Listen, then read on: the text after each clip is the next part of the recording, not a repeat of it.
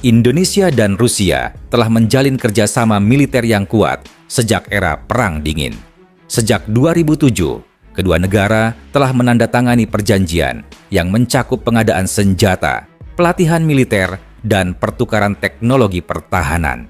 Indonesia membeli berbagai alutsista dari Rusia, seperti pesawat tempur dan kapal perang, serta mendapatkan pelatihan militer. Hubungan ini semakin kuat setelah Menteri Pertahanan Indonesia bertemu dengan pejabat Rusia untuk memperkuat stabilitas kawasan dan meningkatkan kemampuan pertahanan Indonesia. Rusia memiliki pengalaman panjang dalam membangun kapal induk, dimulai dengan Admiral Kuznetsov. Mereka sedang mengembangkan kapal induk baru yang lebih canggih, seperti Varan, yang dapat menampung lebih dari 50 pesawat. Kapal induk ini penting bagi Rusia untuk menunjukkan kekuatan maritim dan memperluas pengaruh di kawasan strategis. Indonesia, dengan posisi geografis yang sangat penting dan tantangan keamanan maritim, bisa mempertimbangkan kapal induk sebagai cara untuk memperkuat pertahanan lautnya. Rusia, dengan teknologi canggih, bisa menjadi mitra untuk membangun kapal induk di Indonesia. Namun, keputusan ini harus didasarkan pada kebutuhan pertahanan yang jelas dan pertimbangan biaya.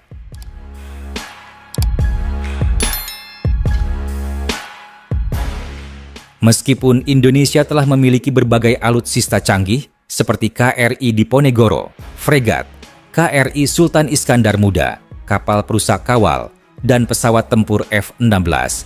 Namun kapal induk masih menjadi jenis alutsista yang belum dimiliki oleh Indonesia. Indonesia saat ini lebih memfokuskan pada kekuatan armada laut yang memiliki kemampuan pertahanan yang kuat di perairan yang dekat dengan wilayah Indonesia. Namun, dengan perkembangan ancaman yang semakin kompleks, termasuk potensi konfrontasi dengan negara-negara besar seperti China yang mengklaim sebagian besar Laut Cina Selatan, serta adanya ketegangan dengan negara-negara besar yang memiliki kepentingan di kawasan tersebut, Indonesia perlu mempertimbangkan untuk memiliki kemampuan lebih untuk mengamankan wilayah maritimnya. Kapal induk dapat memberikan Indonesia kemampuan untuk memperluas jangkauan pertahanan, meningkatkan kemampuan proyeksi kekuatan, dan memperkuat pengawasan maritim di perairan yang luas. Kapal induk juga memberikan fleksibilitas operasional dalam menghadapi ancaman yang berkembang, baik itu ancaman dari negara besar ataupun dari kelompok teroris dan organisasi kriminal yang beroperasi di laut. Isu pangkalan militer Rusia di Papua mencuat karena adanya dugaan bahwa Rusia berusaha meningkatkan pengaruhnya di kawasan Asia Pasifik yang secara langsung berhubungan dengan stabilitas kawasan tersebut. Seiring dengan ketegangan antara Amerika Serikat dan China, Rusia melihat Indonesia sebagai negara dengan posisi strategis yang dapat digunakan untuk memperluas pengaruhnya di kawasan tersebut. Papua, yang terletak di bagian timur Indonesia, memiliki posisi geografis yang sangat penting karena berada di dekat jalur pelayaran internasional. Selain itu, Papua juga memiliki kekayaan alam yang melimpah, termasuk sumber daya mineral dan energi. Oleh karena itu, pengaruh di Papua dapat memberikan keuntungan besar dalam hal keamanan dan ekonomi. Namun, isu ini segera dibantah oleh pemerintah Indonesia. Menteri Luar Negeri Indonesia dengan tegas menyatakan bahwa Indonesia tidak pernah memberikan izin kepada negara manapun untuk membangun pangkalan militer di wilayahnya, apalagi Rusia. Hal ini menegaskan komitmen Indonesia untuk menjaga kedaulatan dan integritas wilayahnya. Salah satu aspek penting dari kerjasama pertahanan Indonesia dan Rusia adalah transfer teknologi. Rusia memiliki kemampuan tinggi dalam bidang pertahanan maritim, dan Indonesia dapat memanfaatkan hubungan ini untuk memperkuat industri pertahanannya. Indonesia memiliki industri galangan kapal yang cukup berkembang, seperti PT PAL Indonesia yang telah berhasil membangun kapal perang dan dapat lebih ditingkatkan untuk mendukung pembangunan kapal induk. Namun, pengembangan kapal induk adalah proyek besar yang memerlukan komitmen jangka panjang. baik dari segi anggaran maupun teknologi.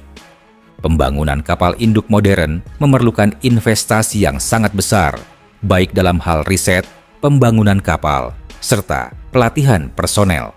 Selain itu, kapal induk juga membutuhkan infrastruktur pendukung seperti pangkalan militer yang khusus, serta sistem logistik dan pemeliharaan yang sangat kompleks.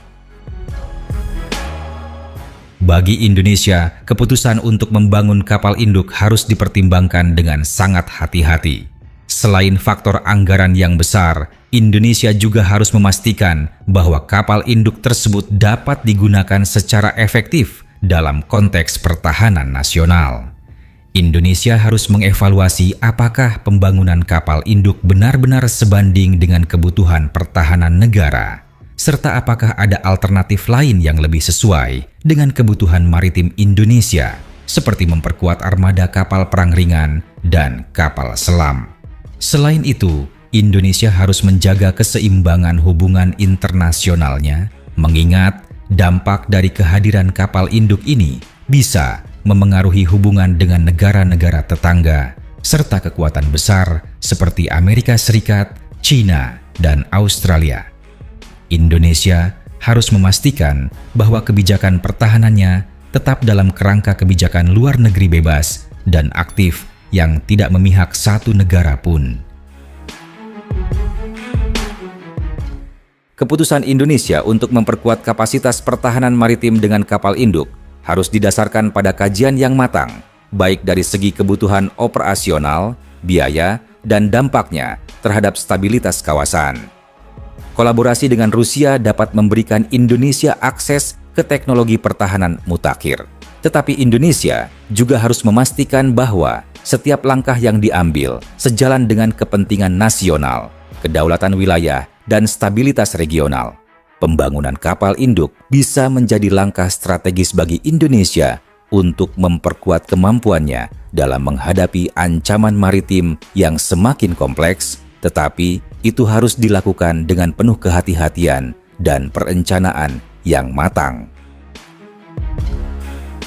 Kapal induk Indonesia akan meningkatkan kemampuan proyeksi kekuatan militer Indonesia, terutama di kawasan Laut Cina Selatan, yang menjadi sengketa antara beberapa negara, termasuk Cina.